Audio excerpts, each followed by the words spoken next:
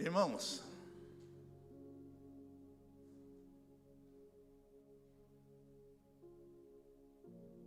quando o anjo do Senhor toca com brasa nos lábios de Isaías, era para que ele levasse a verdade àquele povo. Aí eu fiquei questionando comigo mesmo, assim, por que será que no ano, da morte do rei Uzias, Deus deu essa visão? Por que será, E aí eu comecei a entender. Eu falei assim, meu Deus, sabe por que quando o anjo do Senhor veio, tocou nos seus lábios, não era mais necessário, porque Isaías já era profeta, já era aquela pessoa que levava a palavra para muitas pessoas. Mas Deus falou para Isaías, negócio é o seguinte, eu sei que você está nesse processo de levar a palavra, mas eu quero fazer com que você passe de fase. Eu quero que você vá além daquilo que você já tem feito. E daí ele falou assim, sabe de uma coisa? Eu quero te levar para as águas profundas. Assim também muitas vezes Deus quer nos levar às águas profundas. E muitas vezes nós não entendemos isso. Aí eu falei assim, meu Deus, com a morte do rei Uzias, Deus deu aquela visão. Aí eu perguntei assim comigo mesmo, mas por que Deus somente deu aquela visão a Isaías quando Uzias morreu? Aí eu falei assim, eu quero saber e quero conhecer a vida de Uzias, para que eu possa entender o contexto dessa situação, desse versículo. Lá em 2 Crônicas 26:3, Uzias tinha 16 anos, irmãos, quando começou a reinar, e ele reinou 52 anos. Aí eu falo assim, quando um menino de 16 anos, assenta no trono para reinar, ele só tem um pensamento. Se ele for um menino de Deus, for um homem de Deus, a primeira coisa que ele vai falar com ele mesmo é dizer, eu preciso de ti, Senhor. Sem o Senhor eu não posso prosseguir. Da mesma forma que eu creio que Deus está levantando jovens, adolescentes, para ser um instrumento verdadeiro na mão do Senhor. Aleluias. Ele começou a dizer, eu preciso de ti, sem o Senhor eu não posso reinar essa nação. E a palavra do Senhor diz que Uzias buscou o Senhor. E no momento que nós começamos a buscar, nós começamos a prosperar. Isso é ótimo. Deus ajudou Uzias na conquista dos filisteus, dos árabes, dos meunitas. E toda a terra começou a ouvir sobre a conquista de Uzias. E até começaram a comparar Uzias como Davi. Uzias, ele tinha um exército de homem destro nas armas. O número total das cabeças das famílias de homens valentes que Uzias tinha era de 2.600 cabeças, pai de família. Debaixo das suas ordens, havia um exército guerreiro de 307.500 homens que fazia guerras com grande poder. E Uzias começou a preparar um exército valoroso, com escudos, lanças, capacetes, couraças, arcos e até fundas para atirar pedra. Eu falo que Uzias, naquela época, ele foi um dos maiores arquitetos construtores de armas bélicas. Ele fabricou uma máquina para atirar flechas em grandes quantidades. Olha só que capacidade de pessoas que querem ser vencedoras. Olha só a capacidade. Sua fama atingiu muito longe. Uzias foi um exemplo de homem, mas uma coisa aconteceu com Uzias. Uma coisa aconteceu com Uzias, o que não deveria acontecer. E também nós temos que estar preparado para aquilo que aconteceu com Uzias não aconteça conosco também, irmãos. Aí vocês vão perceber o que será que aconteceu com este homem.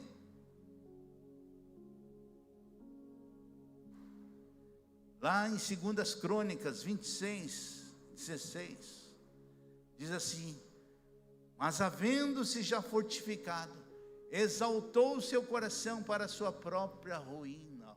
Olha onde que está morando o perigo daquelas pessoas que de repente começa a crescer diante do reino, e aí ele começa a se exaltar. Aí ele começa a dizer: sem eu, o crente aleleu, não vai. Não vai. Ele exaltou o seu coração. Uzias disse: eu já tenho tudo. Eu sou um grande conquistador. Eu sou aquela pessoa que não preciso mais de ninguém. Eu faço o que quiser agora. E neste momento ele disse: agora eu vou fazer o papel de sacerdote. Eu vou queimar incenso no altar. Mas esta situação não era nada da sua competência. Ele não era sacerdote. E ele não poderia simplesmente dizer: agora, como eu sou o Zé dos Anzóis, eu vou queimar incenso. Mas sabe o que aconteceu? O sacerdote Azarias, ele entrou com 80 sacerdotes e resistiram ao rei Uzias, dizendo: não é da sua competência queimar o incenso perante o Senhor. Isso é da nossa competência. Não é porque você é rei que você vai fazer isso. O orgulho tomou conta do rei Uzias. A palavra do Senhor diz lá em Tiago 4,6, que Deus resiste aos soberbos, mas dá graças aos humildes. Deus, ele resiste aquelas pessoas orgulhosas, dizendo: olha, pode deixar comigo, que eu vou agora tocar as coisas. Agora eu pude entender, irmãos, quando Deus disse aquela palavra, no ano em que Uzias morreu. Uzias tem que morrer em nossas vidas, irmãos. Se Uzias não morrer em nossas vidas, nós estaremos enrascados. Uzias tem que morrer o nosso orgulho, a nossa arrogância, a nossa prepotência. Eu falo que Uzias é você, Uzias é eu. E muitas vezes quando eu começo a me despontar, o egocentrismo começa a crescer na pessoa. E nós não podemos aceitar isso. É por isso que quando Deus deu essa visão para Isaías, ele disse: vai e alerta o teu povo. Vai e alerta o teu povo. Muitas vezes o povo tem aproximado de Deus naquilo que ele está fazendo. Ó Deus, você está me olhando, né? Você está me olhando, né? Deus não precisa disso, irmãos. Deus não precisa disso. É por isso que muitas vezes tem pessoas que seguem a Cristo por causa da bênção, por causa da cura, não naquilo que Ele é. Não naquilo que Ele é. Olha o que aconteceu com o rei Uzias, irmãos. Na mesma hora, saiu uma lepra na testa dele. Saiu uma lepra na testa dele. Por que na testa? Não podia ser nas costas, no braço, mas por que na testa? Sabe por quê? Porque o Espírito Santo de Deus estava dizendo: quando o povo olhar para você, Uzias, ele vai ficar sabendo o que aconteceu, quando você desobedeceu ao Senhor.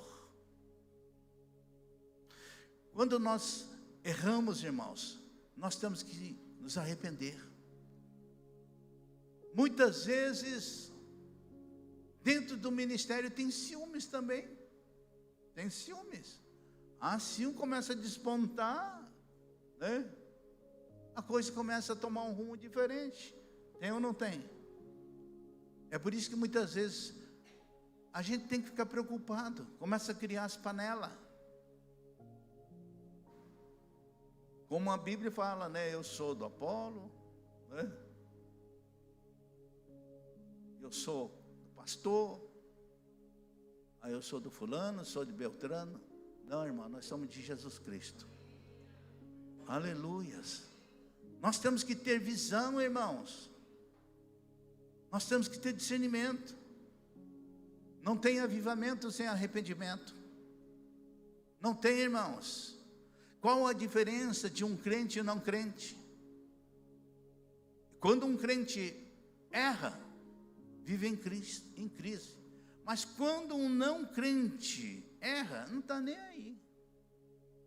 Eu tentei, mas não deu certo, não está nem aí. É por isso que nós temos que tomar muito cuidado. Sabe por quê? Porque os filhos de Eli não estavam nem aí com o Senhor.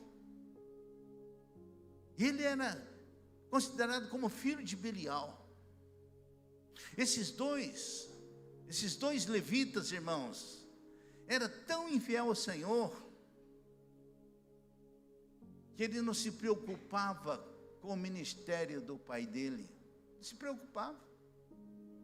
Em 1 Samuel 2,17 diz: era pois muito grande o pecado desses moços perante o Senhor, porquanto eles desprezavam a oferta do Senhor, não estava nem aí. Enquanto o sacerdote disse: não faça isso, você fica quieto, quem manda aqui sou eu, fica quieto.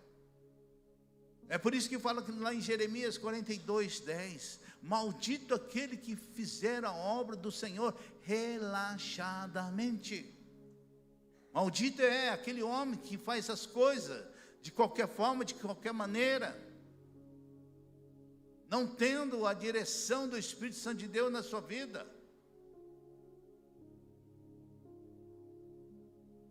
Eu falo que levitas são todos aqueles líderes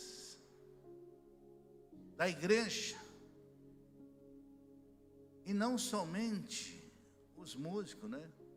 Muitas vezes os levitas, né, chega atrasado, a levita não ensaia, né? E diz: essa música eu já conheço. Mas quando ensaia, o perfeito louvor sai e vai até o trono da graça de Deus.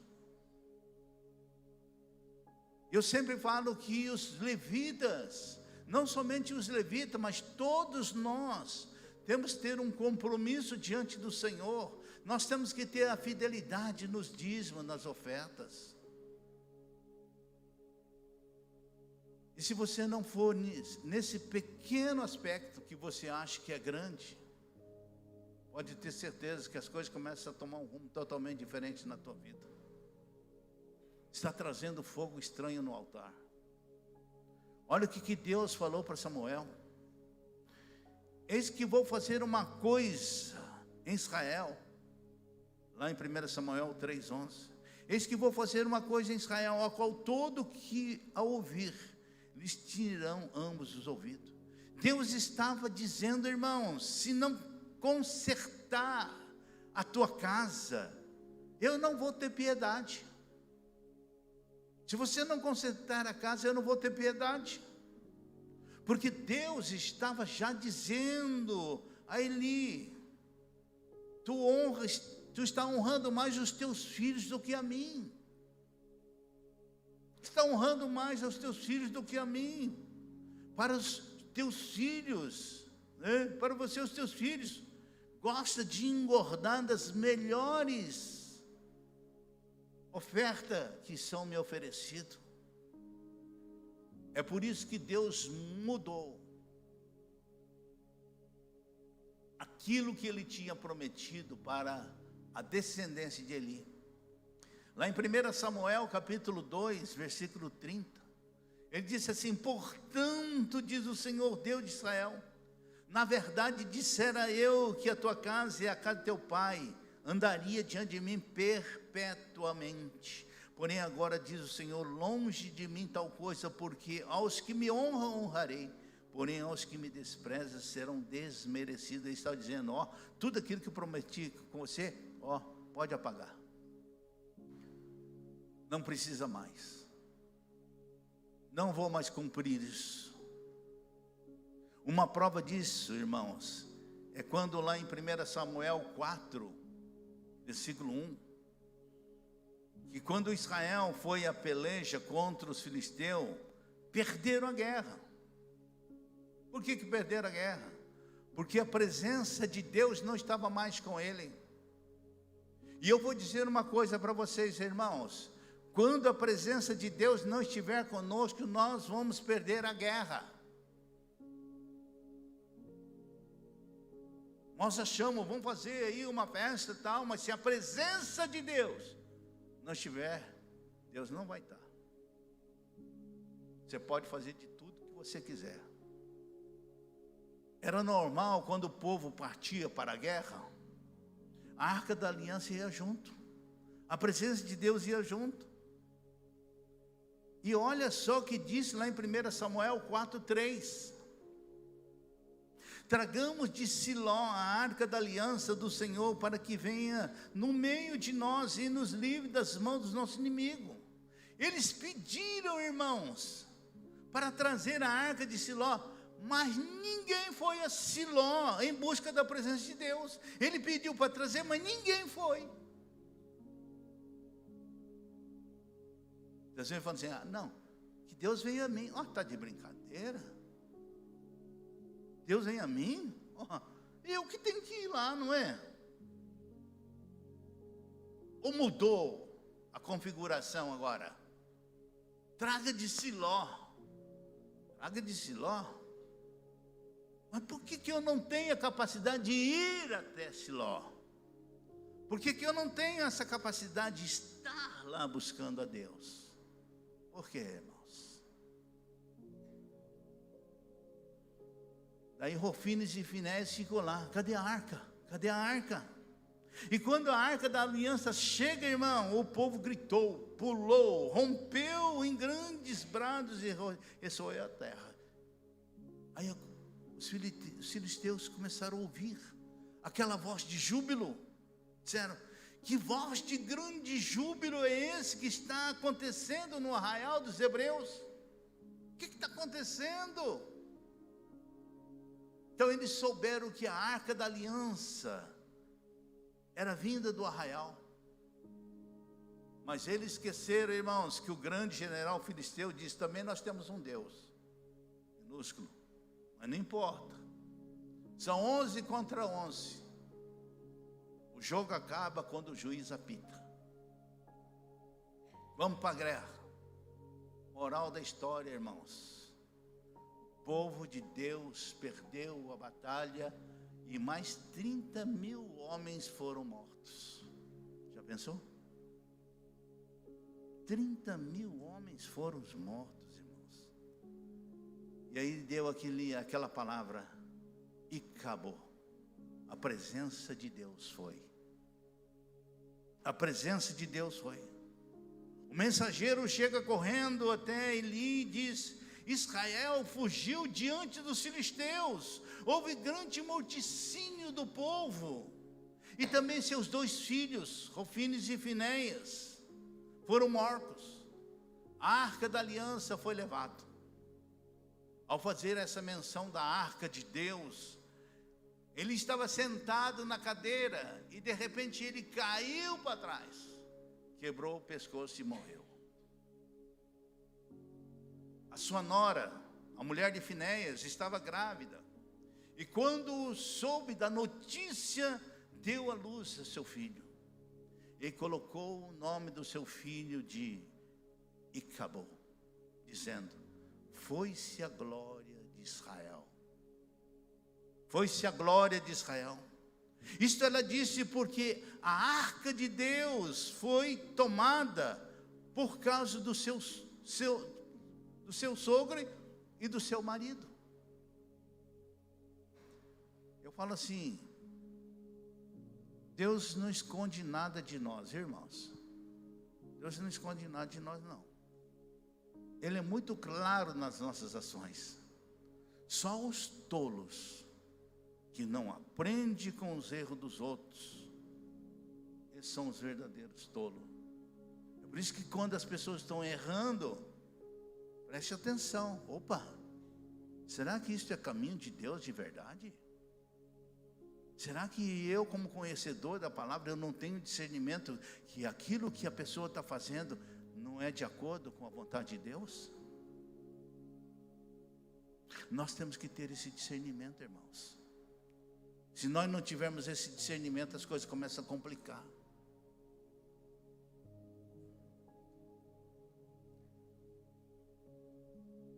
Deus não escondeu nada de Davi também.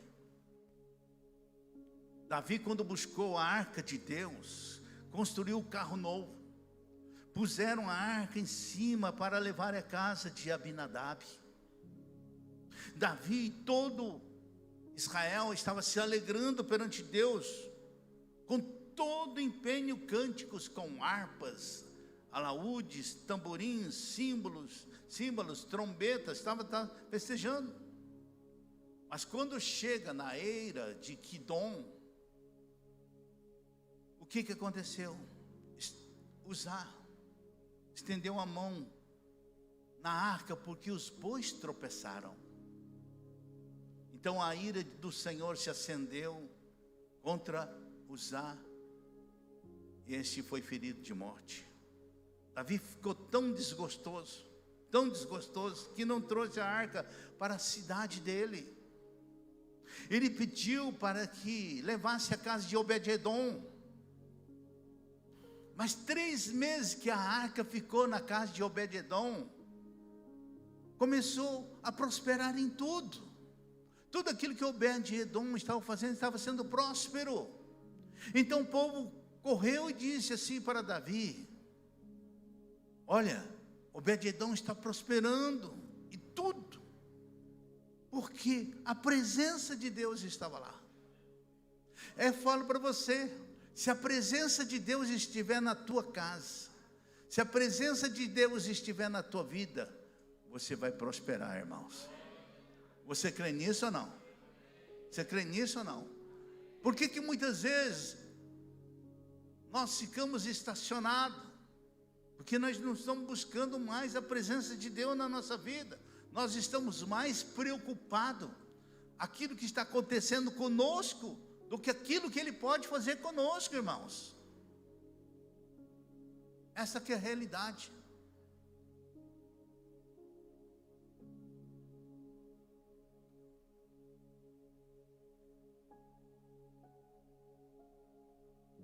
E aí o que aconteceu, irmãos?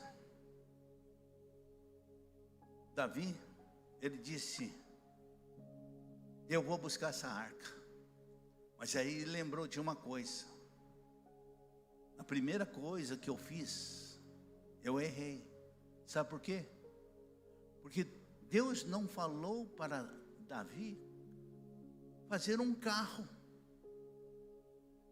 Quem mandou você fazer um carro para levar a arca, Davi? Quem mandou você fazer isso?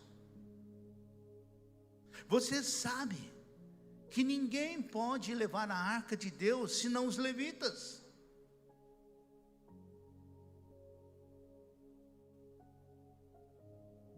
E aí ele lembrou, falou assim: pois é, eu falhei com Deus.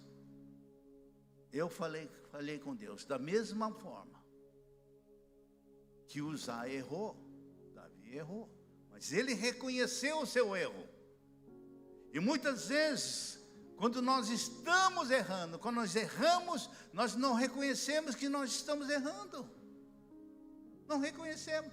Nós continuamos a tocar o barco para ver até onde vai. Essa que é a verdade. Mas Davi disse: olha, a partir de hoje nós vamos santificar as nossas vidas. E quando nós santificarmos as nossas vidas, nós vamos buscar, os levitas vão buscar.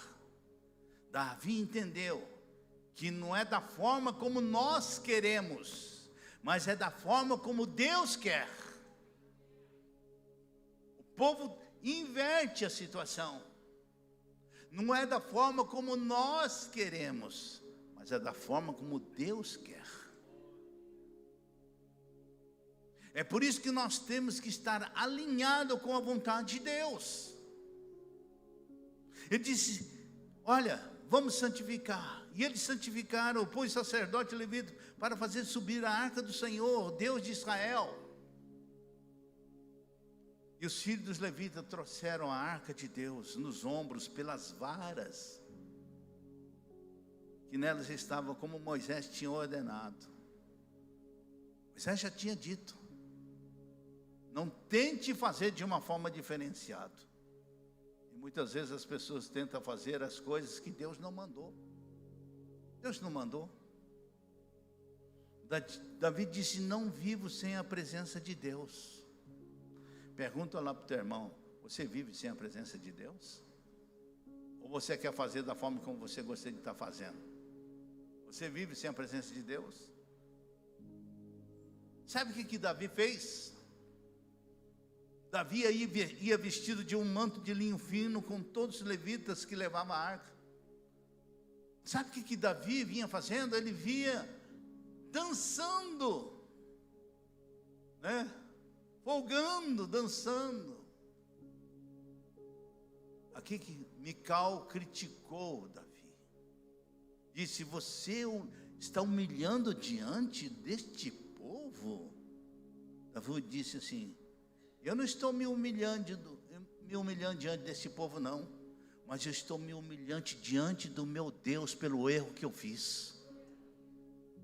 Aleluias, aleluias, aleluias. Porque eu reconheci que eu estava errado. É por isso que eu estou louvando, agradecendo a Ele. Eu não estou fazendo isso para que as pessoas fiquem olhando, não, mas eu estou fazendo para que meu Deus conceda o perdão para a minha vida. Aleluias. Por causa dessa atitude, irmãos, Mical, ela foi contemplada com a esterilidade. Ela ficou estéril. Ficou estéril. A Bíblia aqui, irmãos, não diz como foi a morte de Davi. Mas eu posso imaginar os últimos dias de Davi, irmãos. Eu posso imaginar. Cabelos brancos, dia de frio, né? Já estava velhinho, né? Mesmo envolvendo com as roupas quentes, não aquecia nada. Então disseram aí os seus servos, procure uma jovem donzela que esteja perante o rei, para cuidar dele, para que ele possa dormir ela possa dormir nos seus braços, para que o rei possa se aquecer. Aí eu vejo Davi, né? Estou conjecturando, né? Dizendo a Deus, né? Abba, Pai, durante toda a minha vida, e eu declarei que a minha vida é a tua presença. A minha vida é a tua presença, porque sem o Senhor eu não sou nada. Abba, eu fiz tudo conforme o teu querer, eu fiz a tua vontade.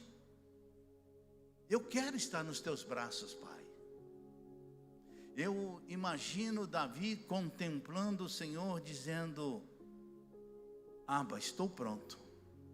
Será que nós podemos dizer, Deus, eu estou pronto? Quem está pronto aqui para ir com Ele? Olha, está mesmo?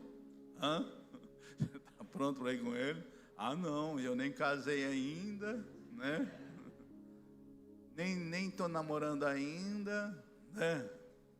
Mas ele está dizendo: pai, estou pronto, estou pronto. E o Senhor dizendo: meu filho Davi, eu estava ansioso para te pegar nos meus braços. Ah, Davi, tomei você da malhada, de trás das ovelhas, para que fosse príncipe sobre meu povo. Eu fui contigo, Davi, por onde você andou. Eliminei os teus inimigos diante de mim, e fiz grande o teu nome, como são os grandes que tem na terra. Você lembra como eu andei com você no vale da sombra da morte? Estava com você. E você, Davi, ansiava no teu coração pela minha presença, de madrugada, todos os dias da minha vida. Ah, Davi, do alto eu estava te observando, não na sua aparência, mas no seu coração. Deus não está olhando para a tua vida, Ele está olhando o teu coração. Eu estou olhando o teu coração.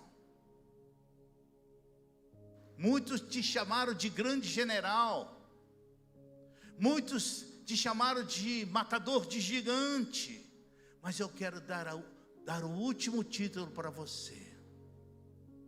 Eu quero te honrar, Davi. Davi disse: Senhor, eu não quero título nenhum, não quero título nenhum.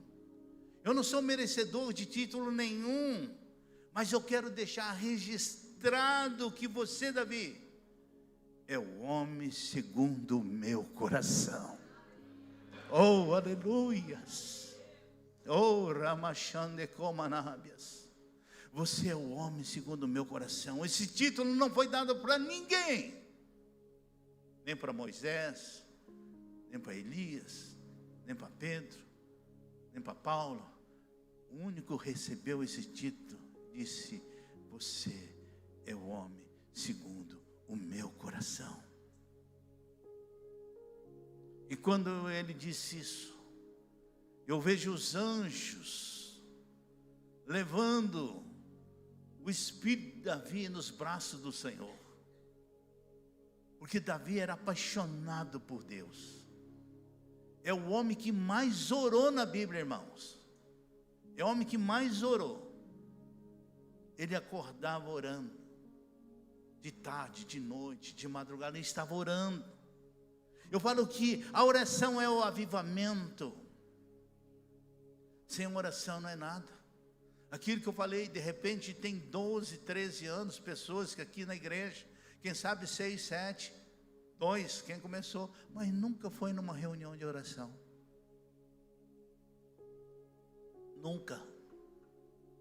Nunca participou de uma reunião de oração. E se participar, de repente vai falar assim: não, em um ano eu participei uma vez. E de repente fala assim: ah, mas por que será que o céu não está abrindo? Você acha que em 15 minutos o céu vai abrir? Sabe quando? Never and never. Nunca, irmãos. Não vai abrir nunca.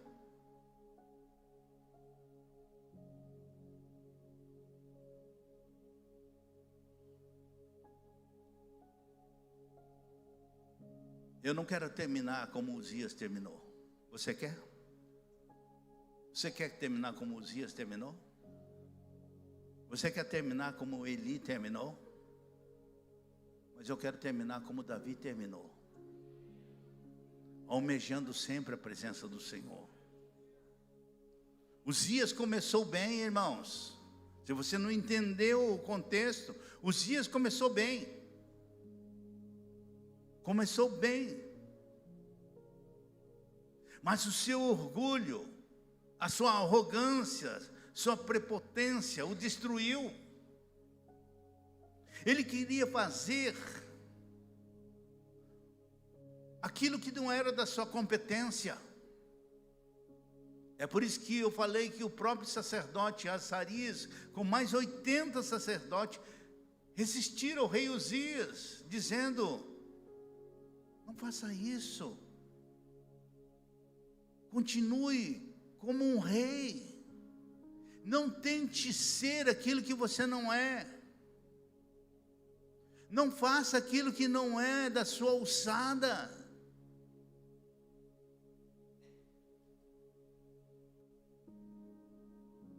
Fala assim para o teu irmão: que Uzias morra hoje na tua vida. Uzias é o orgulho. Fala assim: não tenha orgulho daquilo que você de repente está vivendo. Não tenha orgulho. Seja humilde, irmãos. Fala para o teu irmão: seja humilde, irmão. Seja submisso, meu irmão. Procure cada dia mais a presença do Senhor na tua vida. Fala lá para Ele. Fala assim: seja como Davi. Seja como Davi. Isso, reconheça o teu erro. Pergunta: você nunca errou, não? Hã? Reconheça o teu erro. Reconheça o teu erro. Quando ele estava transportando aquela arca da aliança que causou a morte de Uzá, ele reconheceu: aí eu não podia mesmo transportar aquela arca com um carro. Ninguém mandou ele construir carro. Que isso era ofício dos levitas. Davi, ele reconheceu. Pergunta lá para o teu irmão: você erra, meu irmão? Você erra? Se você erra, reconhece hoje e peça perdão para Deus. Não é porque você ocupa um cargo que você pode dizer: não, o negócio é comigo. Davi entendeu que não é da forma como nós queremos, mas é da forma como Deus quer. Então, se você começou bem, se você começou a pegar alguns atalhos, volte no caminho de novo. Volte no caminho de novo.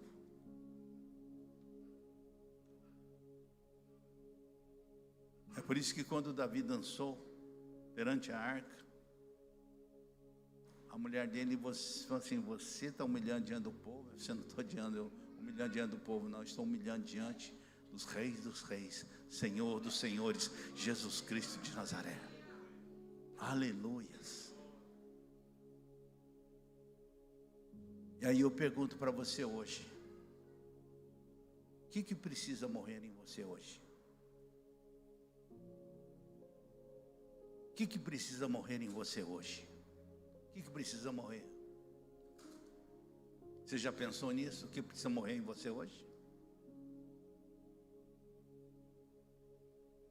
Se você quer a ação de Deus na sua vida, Deus vai fazer algo na sua vida desde que você queira que Ele faça. Aí eu vou falar para Deus, da mesma forma como você disse para Isaías, deu o recado ao povo. Estou dizendo: Deus, eu fiz a minha parte, deu o recado ao povo hoje. A partir de agora é com você. A partir de agora é com você. Feche os seus olhos.